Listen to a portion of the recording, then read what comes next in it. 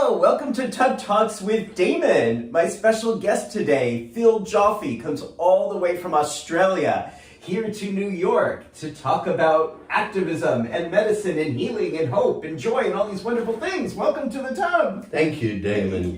Wonderful to be here. It's wonderful. So we are just going to sit back and have a conversation, but I'm so honored you're here because you are absolutely one of my heroes. I look up to you, and you're one of these people who, the reason I started this show was to highlight the efforts of so many people behind the scenes that do all this amazing work that nobody really knows about.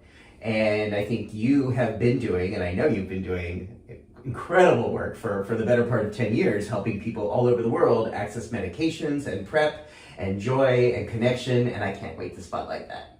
Thank you. That's overly kind. And I know you're not comfortable with public, accolades, and so we're gonna go easy on you, but you're amazing. Yeah. So first thing, Phil, what do you like most about your body? I like my calf muscles. Your calf muscles? Yes. I don't know how I developed them, but I developed really strong calf muscles. So you're like down there, like there. Woo, those are strong. No, at the back. Oh, those are fierce. Yes. Those are fierce calf muscles. I have no idea how they do. You don't work them out, or no. They're just strong. They just grew. Okay. Those are great. Strange. Those are great. Wow. Yeah. So you're here from Australia. This is the first time you've been in New York since before the pandemic. Yes. How is it to be traveling? How is it to be back in New York? What is this feeling like? It's very strange because there's our water. It's being back and being in a familiar situation, but things are not all that familiar. You know, you walk around in the streets and there's so many stores that are empty, so many people still walking around with masks. Going to the theaters, of course, you're having to sit and watch plays with masks. Yeah. But then if that's what it takes to get the entertainment industry back into their jobs, it's a small price that we're paying for so many people to be able to work again. Yes. So yeah, it's different, but still great. Yeah. Yeah, I love New York. I do too, and but I also know in Australia the procedures and protocols for lockdown seem to be quite different from what was exercised here in the United States, even in a city like New York, which took a lot of caution. Yeah. But what are the differences? What do you see as the differences between COVID protocols? I live in Melbourne, and Melbourne became the most lockdown city in the world during the pandemic. Well, it means we were stuck at home with restrictions for a longer period than any other city anywhere in the world. We had curfews, we had restrictions on the amount of time you could go out and exercise. You couldn't go further than 5 kilometers from your home a lot of the time. It was very, very strict, and it was heavily policed. So when you say lockdown in this context, you're talking about an actual enforced curfew. You can only leave your own home to walk around or exercise certain hours of the day? Yeah. That is from 9 p.m. till 5 a.m. you couldn't leave the house. And if you did leave the house, what would happen? And you were found, you would be fined. So that, again, is just very different from anything that I think we saw happen in the U.S. And I don't know if that's good or bad, but how do you think that impacted the COVID rates? Well, for as long as we had that kind of situation, our numbers, both with cases and with deaths, were among the lowest in the world. Wow. And then it reached the stage where it just wasn't sustainable anymore. And a higher percentage of the population had been vaccinated. Mm-hmm. So it was kind of less risky to start opening up and ease the restrictions. because it meant that if people were going to get COVID, they weren't necessarily going to end up in hospital, and very much fewer people would die. So these restrictions were so intense, but they seem to work really well. Oh, they definitely for controlling the pandemic. They definitely especially in worked. the early days. Yep, they definitely worked for controlling the pandemic. Yes. Of course, they came at a cost. You know, there were a lot of people reporting more mental health issues. It meant people weren't able to work. But there were subsidies that were put in place by the government to help people. As always, not necessarily the right people got the payments. You know, there were situations where multi-billion-dollar corporations were getting subsidies and then showing huge profits. Oh, jeez. So it never works. So that happened here, but that's not uniquely American. Yeah, as you know, it never had, the money never goes precisely to the people it's meant to help. Right.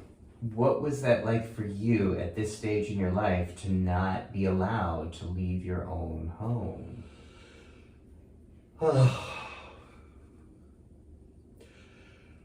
For me, it wasn't so much of an issue not to be able to leave home.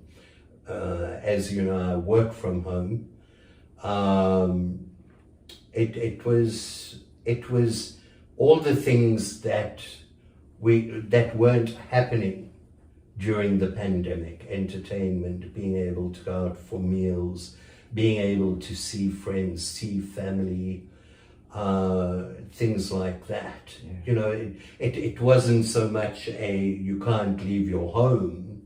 It was the reasons, you know, the reasons that you would have left home for weren't happening anymore. Yeah. And what was that like for you? Well, while the pandemic was in its peak, I thought I was okay. Mm-hmm. It was only when it ended and things started opening up again, and you know, people started going out and all the rules were relaxing, I actually found I didn't want to go out. I didn't want to socialize. I didn't want to see people. So it took a while to get my mindset back into a bit of normalcy, to feel comfortable doing all those things again. Yeah. Do you feel like you're comfortable now, or? Very much more so, yeah. Travel has helped a lot for that. I have a son in South Africa who I hadn't seen for almost 2.5 years. So being able to go and visit him and friends in South Africa was very, very healing and very helpful in getting back to normal. And of course, coming here and seeing you and other friends and family members, and you know, going to concerts, going to shows. That's what makes me thrive. Wow. Love that. Yeah. Oh my goodness. So let's talk more about the work you do and what you're known for, or what people may know you but don't know that they know you for. So let's first, I started speaking about PrEP, which stands for pre-exposure prophylaxis, which is a daily pill that prevents HIV. So I started using this in 2011, started yapping about this in 2012. Right. And then you reached out to me around like 2013, 14, yeah. And you started a conversation with me about something I had never heard of or thought about before, which was how Americans could use PrEP, the generic versions. And again, this was a subject that I was completely unaware of at the time, about what the opportunities and advantages were for having this as an option in the US. But you eventually started your own company so that people in the world, anywhere in the world, could start to get access to this life-changing HIV prevention strategy. Yeah. So what about that? Like, how did you start? Why was it PrEP interesting to you? What was the motivation? What was the incentive? Why did you start to take this on? Well, it started when I started taking PrEP. And I saw what an incredible difference it made to my life. What was the difference it made in your life? Oh, it just made me so much more comfortable interacting with sexual partners, dating. It was like a cloud had lifted. Yes. And at the time in Australia, nobody was talking about it. Nobody knew about it. PrEP had not been approved for use. Or let's say Truvada had not been approved for use as PrEP. So the law in Australia is such that if a drug is not approved, you can't talk about it, you can't write about it, you can't promote it, you can't advertise it. Wait, saying you can't, like even as a private citizen, you can't write about it, talk about it, teach about it? Especially as a private citizen. Okay, even doctors are not allowed to publicly promote it. So if you're in a consultation with a doctor, obviously he can tell you about it, but they can't give a talk, for example, and mention the drug. And when you say approved by whom? The equivalent of the FDA. So in Australia we have the Therapeutics Goods and Administration, TGA, and they do the same thing as the FDA does here. Wow. So if you did, or if someone did talk about PrEP and Truvada for PrEP before they approved it, what would happen to them? I'm not sure what would happen. I'm not sure if it's a fine or you could be taken to court or what the situation is. You'd be sued legally. You would have legal issues. So if I as a therapist was talking about PrEP with my clients, I could be like sued for that. Individually, you could tell them about it in a session.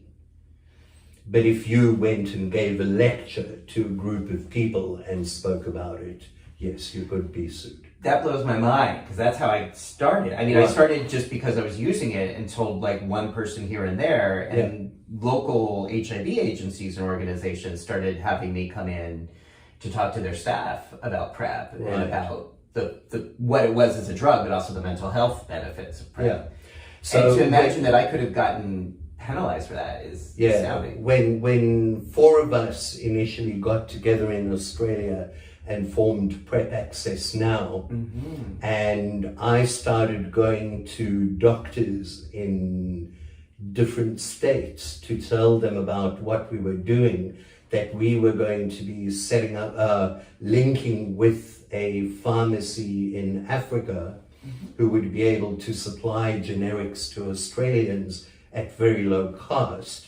I got into trouble because I actually showed a group of doctors a bottle of the pills, and I was told I was behaving like a pharmaceutical rep and that I couldn't do that anymore. Or else what? Or else I would have been kicked out of PrEP Access Now. Oh wait, so PrEP Access Now was saying you can't do that? Yeah. But what were they doing if... Well, they were worried that we would be shut down and what we were aiming to do would not be possible if attention was brought to the group by me doing that. Oh, okay. So this sort of grassroots organization was stifling your voice? Yes. Because they were afraid of the pushback? Yes. What did that feel like for you at this point in your life, to be told, hey, you can't do this? Well, it's very frustrating because all I wanted to do was see people being able to access PrEP. Yeah. You know, I wanted doctors. I mean, at that time, I had a doctor, when I was talking to a group of doctors, I had one of the doctors ask her colleagues what happened to First Do No Harm. That's how much resistance there was to PrEP. Wow. How did you hear it? Do you remember how you learned about PrEP? Yes.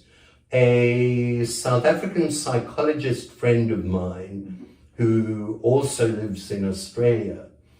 We met for a catch-up in Sydney, and I was telling him that I was repeatedly having bareback sex and then beating myself up for doing it, but then going and doing it again. And he said to me, you need to get onto PrEP. And I said, what's PrEP? I knew nothing about it. So he was the first person to tell me about it. And then I started doing research. I joined your group, which was incredibly resourceful and helpful. And once I was comfortable to do it for myself, and like I said, when I saw the difference it made in my life, I wanted everybody to have access to it. Right, me too. That's why I started the Facebook group you mentioned. Yeah. That was my trying to make this message available to anyone in the world. Sure. But you know, it's interesting because I never really thought about any repercussions for that in a legal sense. Yeah. I thought, you know, people can argue with me, they can disagree with me, which they did, but I didn't ever think like, oh, the US government's going to come down on me for this. No, but that's what we were up against. Wow. And it's actually strange because through our efforts and a couple of other grassroots groups of activists in Australia, that's what led to the demand for PrEP and the state trials, and led to Australia having the highest number of people on PrEP, percentage-wise of the gay community, by about 2016, 2017. So there was by that point, there was a large group of people in Australia who needed PrEP, who were using PrEP. Sure. And that's when I decided to look further, because I was hearing reports of a lot of difficulties in the UK for people to access PrEP. Yeah. Because whereas in Australia you have to have a prescription in order to import medication, in the UK you don't. But companies were insisting on prescriptions, and for someone in the UK to get a private prescription, you're talking a cost of £300 to £400. So, which is about like $600, $700, $500-$600. Yeah, the pounds just crashed. Oh my goodness. So it's a little less. Okay. So that's when I was asked if I would be able to supply PrEP in the UK without prescription. And that was the driving force that led me to leave Australia and go to Thailand and set up Dynamix in Thailand. Because from Thailand, I could access the generic pills and ship them to UK and other countries without the need for a prescription. So this is what I find so amazing about you, because a lot of people around that time were complaining about lack of access around the world. Right. You actually took action to start a company so that people in the world who wanted access to PrEP could get it, could get the generic equivalents. Yep. And you just how did you, I mean, that is amazing. How did you have that incentive? How did you know that, was that just natural for you? Have you always been a take action kind of guy, or is it I have always been entrepreneurial and thinking outside of the box. I'd been to Thailand a few times in 2016. I dealt with their equivalent of the FDA and a number of other bureaucratic organizations there. So it kind of just made sense to me. At the same time, I don't know if you remember the Davy Buyers Club in Canada. Yeah. That was set up by that Dr. Nurse. In Alberta. Yeah. He's a sweetheart. So he had contacted me anonymously, of course, and discussed getting generics for Canadians. And of course, they couldn't import to Canada. They had to import to America and then cross the border. So it went to PO boxes in border towns. Like Seattle and... Niagara Falls, I think Blaine, places like that. And they had to cross the border, pick up their pills, and go back into Canada taking their pills. We couldn't deliver to Canada. And even now, we can only ship pills to non-citizens. So someone with a work permit, someone with a study visa, they're allowed to import medication. Canadian citizens can't. This is incredible. This is just so incredible. So again, I think where people don't realize what's happening is that there has been this network of people like yourself who have been fighting this fight for the better part of 10 years, helping people in Canada, helping people in the UK, in Africa, in Thailand, helping people get access to PrEP. Yeah. Like, you've been doing this. And after that, I added treatment, HIV treatment options. So the company expanded beyond that. Yeah, we expanded and added treatment options onto the website, and then a whole lot of other things, sleeping tablets, antidepressants, anti-anxiety, Hep C treatments, doxycycline, which remains very controversial here, but I've spoken about this, and I can't get medical professionals in the US. This is like, I cannot get a medical professional in my bathtub to talk about doxycycline. Really? So if anyone's going to do this, let me know. I know, because it's so controversial here. Yeah. That people, they'll talk about it? Yeah. Oh, yeah, it is very resisted in the US, and I have my own opinions about why that's so. But what I do is when people, I'm like, well, screw the medical professionals, we're just going to get the drugs for people who want them, and I direct people to your website. This is where I get my doxycycline is from you, so that I can have, again, the quality of sex I want to have and reduce the risk of acquiring chlamydia or syphilis in the process. Sure. And, there's a lot of studies, we're learning more and more about doxycycline's effectiveness and safety in terms of preventing STIs. And I think in the next year or two, we're going to understand this a lot better. But for now, this is a proven evidence-based harm reduction strategy that people around the world are using that you are helping people access. Well, I've been taking it since 2015. And fortunately, there are HIV specialists and doctors who have recommended it to their patients in Australia. Yes. They've gone on record as saying that it's a good harm reduction option. Right. So, hopefully within the next couple of years, that'll become more accepted. Yes.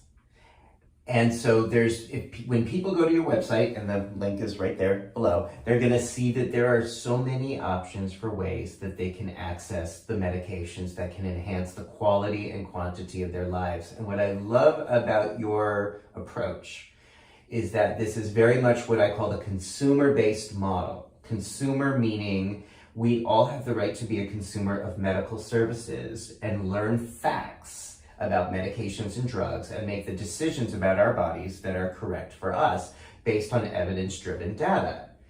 And that is what I call the consumer model. Now, in America, what most healthcare providers I find subscribe to, especially doctors, nurses not so much, but doctors, is the patient-based model.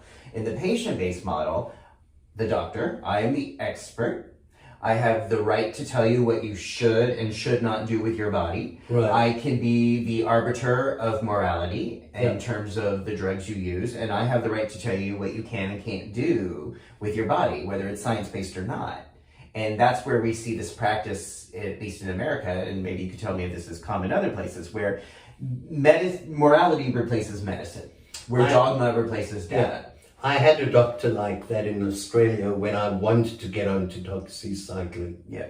And when I brought it up with him in a consultation, he said, we recommend using condoms. So I changed doctors. And for the sake of argument, what's the problem with that? What's the problem with just use condoms? Well, it's less pleasurable. Right. I can't even say the word. Right. I know, it's like, we talk about it so much, but sometimes I want to, because people are watching this maybe thinking like, so why can't they just use condoms? Because... Less pleasurable, and some people can't. Right, exactly. Thank you. You know, some people have barriers to wearing condoms. Right. They physically cannot maintain an erection with condoms. So that diminishes a lot of pleasure and connection. Yeah. And to ask a group of people to do this for for decades on end without any end in sight is irrational. It's never worked, and it's not working now. Wow. Okay. So you have this company that provides all of these resources for consumers all around the world so they can be proactive, responsible, and empowered about their pleasure and protection. I'm sort of going in a fork in the road. I want to ask you first, talk to me about some of the difficulties and struggles of maintaining this company over the years. You have, I'm not going to put words in your mouth, but I know you have dealt with that. Yeah. Can you share with us some of what you have had to contend with on this journey of helping people? Sure. Well, there's been consumer resistance to generics manufactured in India. Mm-hmm. What's the resistance? More so in the US, people seem to have a distrust about generics. Mm-hmm. And there's also this notion that only first world countries can produce legitimate drugs. Mm-hmm. You know, the fact that the vast majority of medication taken by people around the world is manufactured in India, people are just not aware of that. And the concept of taking medication that's generic and made in India is just foreign to them. So let's just be clear on this, that this is especially specific to the US, that there is this notion that generics cannot be trusted, that they're inferior because they're made in India, i.e. a place, I think there's an inherent racism to that in America that I hear all the time. That if a drug is not made here, the good old USA, that we can't trust it because, What people don't know is that when these drugs are manufactured under license from the branded companies, there's strict quality control, there's tests that need to be passed, the FDA is on top of it, and really the reality is that there has never, anywhere in the world, been a case of a fake PrEP pill. That we are aware of. Anywhere that we have seen. And there have been quality tests done. All the time. Yes. I mean, in the UK, they actually anonymously purchased from each of the online PrEP providers medications. They being PrEP for All? Or no, they being Prepster. Prepster, sorry. In the UK.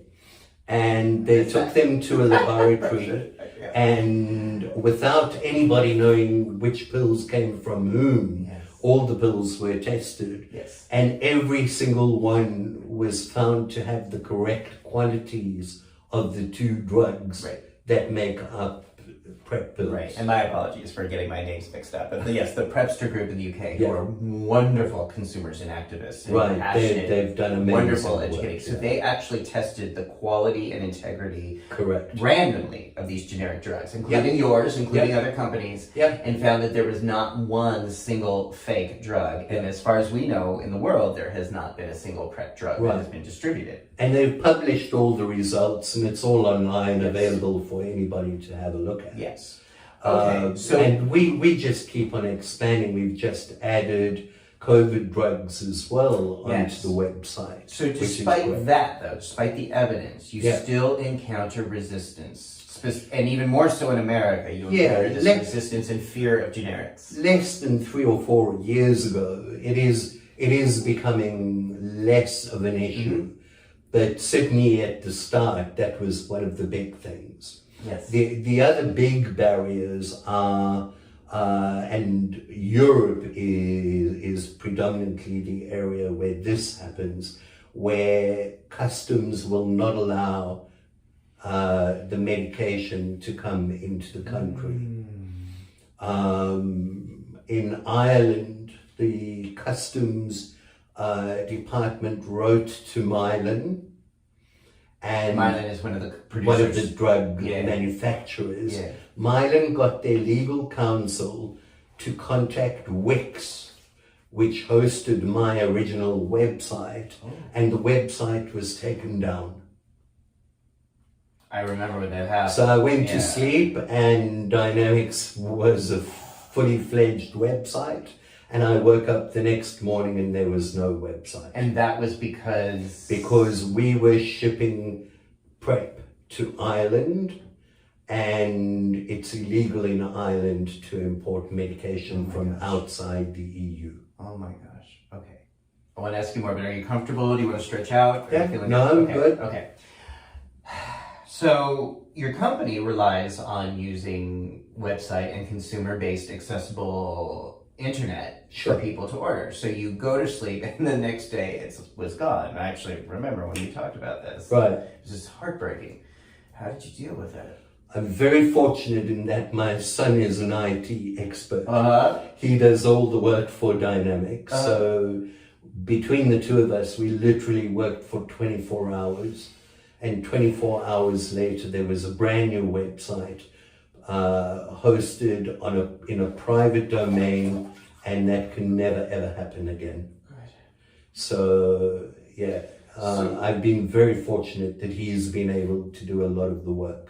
So, again, I mean, I want people, the reason we're having this conversation, I want people to know it's like that was really difficult emotionally, and you're doing this work, you're doing this service for all the right reasons, and you encounter this shit.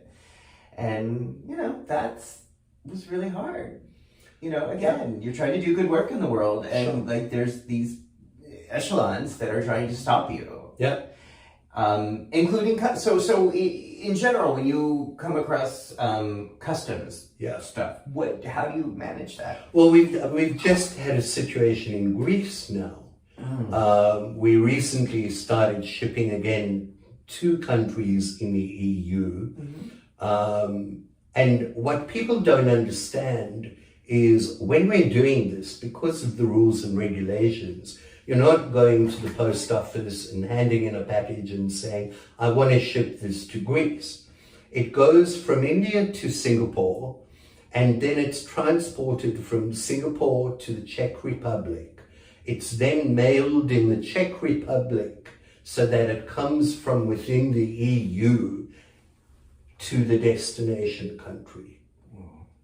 So there's a whole process in this where so many things could go wrong. Anyway, so even though the packages are now coming in from the Czech Republic, and within the EU area, there's not supposed to be hard customs, somehow the police got to know that PrEP was being imported into Greece. And after 10 orders being delivered without any issue, the next 8 were all intercepted by the police, who visited the customers and asked for all the details of how the pills were ordered, saying they were going to lodge a complaint with Interpol, because this is tantamount to shipping cocaine or heroin through the internet. We're still putting up with crap like that. Okay, so first of all, how do you emotionally handle that kind of experience? Don't ask. Like, Okay, we got wine. Lots of this We stuff. got wine, we got friendship. Lots we got, of this stuff. All right. How do you legally, or how do you, as a, a reputable company, how do you deal with that kind of thing? I contact someone very high up in Greece. Mm-hmm. And I tell him what's going on. Mm-hmm. I can't mention names. I understand. But I think you know who I'm talking Yeah. about. Yeah. So someone might be watching this saying, why does he bother? All of this shit, all the crap that you have to deal with, why do you bother?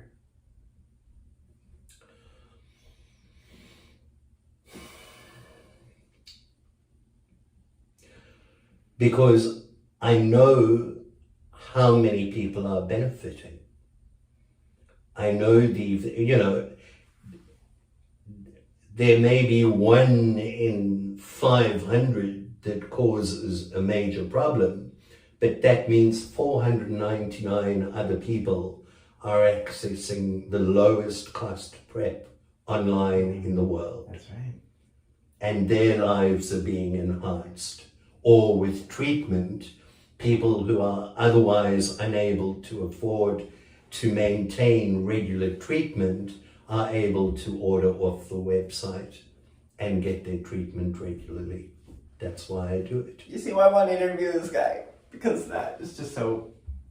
And those are the ethics that I choose, that I want to live in. This is the world I want to live in, where people care the way you care. And also because of the other things that doing this has allowed me to do. Uh-huh. For example, the U equals U speaking tours that I've sponsored. Let's talk about that. Our good friend Bruce Richmond, yes, who started the U equals U movement. Mm-hmm. At the Australian HIV and Sexual Health Conference a few years ago, they gave statistics, and among the statistics they were talking about was the percentage of people who had said they felt comfortable having sex with someone who was HIV positive, and various other interactions with people who are HIV positive. And the figures were just astounding, how low they were, that so many people were still prejudiced, even though people were undetectable, people with HIV were undetectable. Yes. And undetectable is untransmittable. I know y'all know that, but we gotta say it. It's important. we hope everybody knows that. Yeah.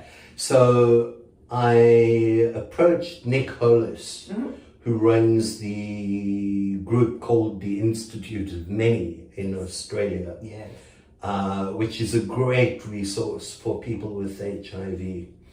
And I told him I wanted to finance a campaign around U equals U, and I wanted him to devise and run it, and to headline sort of the campaign. We would bring Bruce Richmond to Australia so that he could do a speaking tour around the country. And it was really remarkable hearing the stories after his talks, people who would come up and talk about how this has changed their lives, knowing that they're able to have relationships without the fear of infecting somebody. And, that is the most satisfying feeling you can have. There's nothing better than that, hearing those stories. It's beautiful. Oh, gosh, that's beautiful. So that kind of leads us into some of the rewards and good things about what you're doing. I guess so we've talked about suspicion of generics, interference with customs, any other obstacles or drawbacks to the work you're doing right now? Obviously, the pandemic was very challenging. How did that affect? There was no availability of flights internationally. So the supply chain. The supply chain was very difficult. Yeah. I mean, where people had been used to placing an order and getting delivery in 7 to 10 days or 14 days, orders were taking 4 to 6 weeks to be delivered in some cases. Yeah.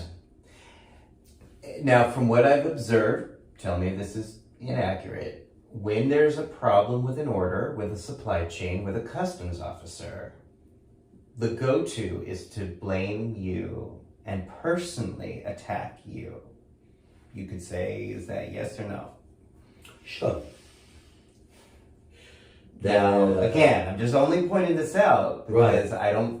it hurts me to see anyone misrepresent you, but I feel like, when people don't get the drugs they ordered for reasons far out of your control, you're the one they go to single out and blame and attack in public ways on social media. Yeah, I think the big thing, as you said before, people don't realize what's involved in this. And people sort of have an Amazon type experience expectation. Meaning what? Meaning it's going to be delivered in 24 hours. Yeah. They're going to get updates 3 times a day. That there are a huge number of employees working to fulfill their order. That's just not the reality. Speak what the reality is, so people are very clear. What is the reality here? The reality are 2 people handling reconciliation of payments, orders, giving details to suppliers in Singapore and India. Those suppliers then ship the orders, and like I explained with the European orders, there are different steps along the way handled by different people, and you sometimes have situations where an order goes through 3 or 4 channels before it reaches the destination. And then you have the customs issues, the banking issues. As you know, there's been a situation where I've had all my bank accounts frozen while things were investigated. And, you have your bank accounts frozen, you literally can't see what's in the bank account. So people are sending emails, I paid you, where's my order? Well, I have no knowledge that you paid me. Right. I can't access my bank account. Right. So, you brought it up, but I wanted to say that's one of the things I've seen you contend with on this journey of having your bank accounts frozen in the process of trying to help people. Yeah. Having to deal with that nightmare and dealing with these people who are screaming at you, blasting you, condemning you. That's a lot. It is a lot. It is a lot. I can honestly say, when I went through the issues with the bank accounts being frozen, if not for my wonderful husband, who you know, I would not have got through that. And the most disappointing thing about that period was the number of organizations that withdrew support purely because there was the investigation going on. I mean, in the end, there were no charges that were laid. Unwittingly, my orders got lumped with orders of much more damaging prescription drugs. And because the Dynamix orders were in the same place, the suspicion was that I was involved in the sale of those kinds of drugs as well. And so the bank accounts were frozen on the grounds of being the proceeds of criminal activity. So you had to deal with that. I had to fly to the UK to attend a police interview on the basis that they guaranteed me they would not arrest me I would not be detained during the interview, but there was no guarantee that they wouldn't detain me afterwards. All for trying to help people. in the world access prevention and treatment medications. This is the price you've paid. That's been the journey. So now back to the earlier question, like, is it worth it? And you kind of started to talk about this, but it is worth it. Why is it worth it? I have to say, like, I can think of very it. few people who would go through what you've gone through to help people. I wouldn't do it. I'm just going to be honest. I wouldn't go through that to help people. I'd be like, you bitches are on your own at a certain point. I can't deal with this shit. But you keep showing up and helping people. Why? Because I've seen firsthand the difference it makes in people's lives and the benefits.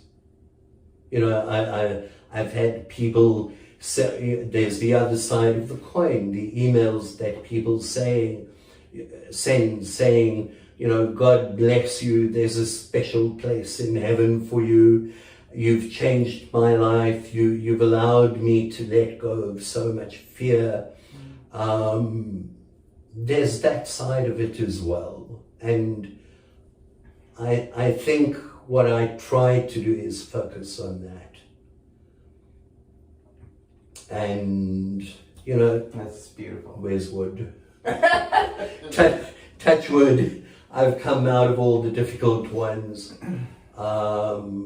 And I think there's also a level of common sense. You know, there was a time when I was traveling to Middle Eastern countries and smuggling PrEP in my luggage.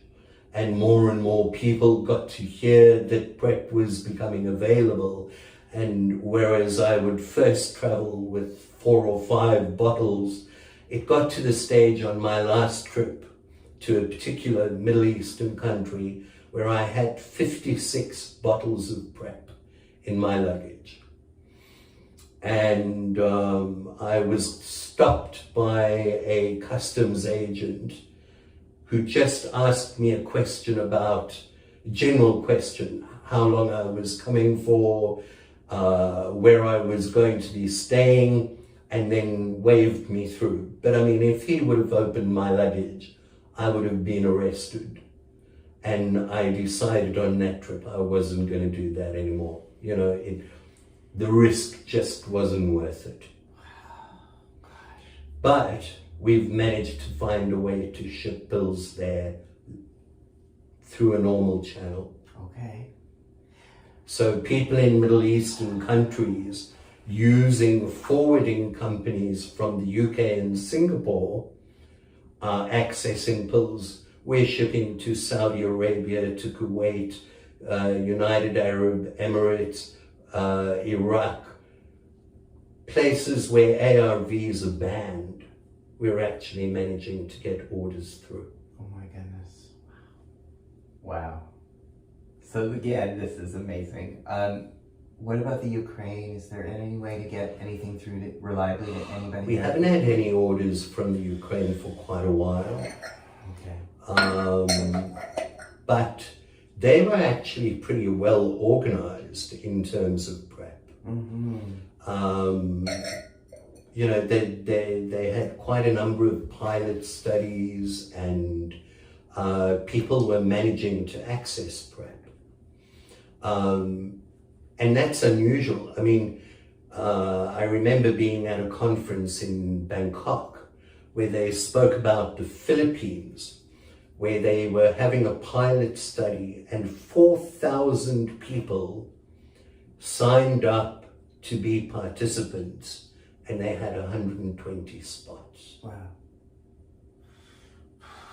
You ask, why do I do it? Yeah. That's why I do it. Wow. Okay. Beautiful. So Phil, what, if any, myths or misunderstandings or bullshit perceptions would you like to clear up in this interview? What do you may have already said it, but is there anything else you want people to know or understand about what's happening right now in your company and in the PrEP world? Well, I think right now things are running pretty smoothly. Like I said, there's the odd mishap in Europe, but generally things are returning to normal. Delivery times are shrinking as flights normalize again.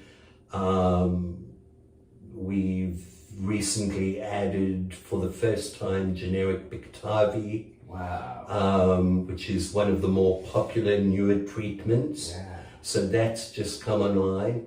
I was really excited when we were able to add the COVID treatment. Yes. I mean, I'm traveling right now with 2 bottles of pills so that if I get COVID in my travels, I can start taking treatment straight away. So that blows my mind in such a good way, because in the US, I can't get hold of that unless I have a positive result. Right. Then I have to scramble to try to figure out how to get my hands on that. You're saying that people can go to the website and be proactive, responsible, and empowered about their protection.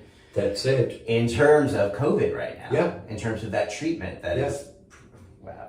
That's Yeah, incredible. and it's not very expensive. Yeah. Wow. I guess I want to say thank you. And the thing that I hope people will take away who work with you is, like, when there's a problem, when there's an issue, when there's a customs officer, when there's a delay, I want people not to attack you. I don't want people to come after you. If there's a problem, you will resolve it. You will go to heaven and earth to resolve the problem. Sure. But I get upset when I see people attacking you and your integrity. Like, you are a loving person and you're doing the best you can. But, I guess you're not, that's what I'm going to say. What I want people to take away from this. I don't know, it's like, be nice. You're not trying to swindle anybody. You're not trying to fuck anybody up. You're trying to really help people. You've been an amazing supporter and ally. Thank you. Thank you. Okay, so let's just give a shout out to Muhammad, the husband. How has he been helping, or how does he support you, or what is? Up until recently, he's been emotionally supporting me. Right now, while I'm traveling, he's actually doing some of the admin work. Wonderful. So when people get information about their tracking numbers, that's coming from Muhammad. Wonderful. Okay. So thank you, Muhammad, the husband. Wonderful, wonderful person as well. I want to thank you so much for being here, sitting in this tub, doing this interview, and clarifying some of the challenges and some of the myths people have about PrEP, about importing generics. Again, you're one of my heroes. This is one of the reasons I'm doing these bathtub interviews, is so that people can learn. And there's so much. Right now, if you turn on the news, probably anywhere, but especially in the US, it's all really about death and war and really some just scary shit happening in this country. One of the reasons I do these interviews is because I'm reminded how good people are and how fucking hard people are fighting for the rights and the benefits and the quality of pleasure for people worldwide. And I think all of the guests I've had, I think you're about number 50 or 51. Everybody has... And the first Australian. The first Australian in the tub. But you remind me of why I have a legitimate reason to be hopeful and grateful and appreciative of what human beings can do and what they're about. So I want to thank you for maintaining my faith in humanity. And thank you for all the work you do. Oh, really, it's my pleasure. Literally, it's my pleasure, yeah. You've done amazing things worldwide. Thank you. We're in this together, and I'm just so grateful. Like, it's because of my work, it's because of my loud mouth that I've gotten to meet you and meet Bruce Richmond and so many of the other people we've talked about in this interview who inspired me. And I really think when we do good work in the world, yes, we sometimes deal with a lot of the aggression against, but the majority of my experience, and I think like you, is like very loving and very positive and very grateful. And so I encourage people who are thinking and watching this interview, just how in your life, in your bathtub, in your community, what can you do? What can you speak to that can have an effect on people, and also gravitate this wonderful energy into your world to be available for other people in the world who are trying to change the world and make a difference and say, yes, there's a lot of painful things happening. and we're all in a position to use our voice, our spirit, our Wi-Fi connection to help make the world a better place. Absolutely. Yes. Yeah. That was just a rant. Okay. All right, everybody. So if you want to learn more about I always say it wrong. I think like Jimmy I watched Good Times growing up, so I'm like, Dynamite! Dynamics. If you want to learn about Dynamics and all of the services and products, take a look. If you're watching this on YouTube, the link will be down below.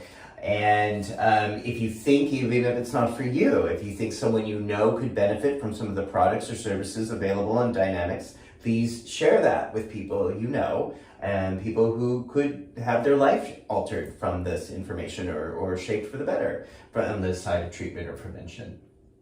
And together, we're going to make it through. That's my thought. That's it. That's my hope, one way or another. All right, everybody, if you like this interview, subscribe down below. Subscribe to Tub Talks and keep watching Tub Talks to learn about these role models and people changing the world and trying to make our world a more loving and wonderful place to be. Thank you. Thank you. Take care, everybody. Bye-bye.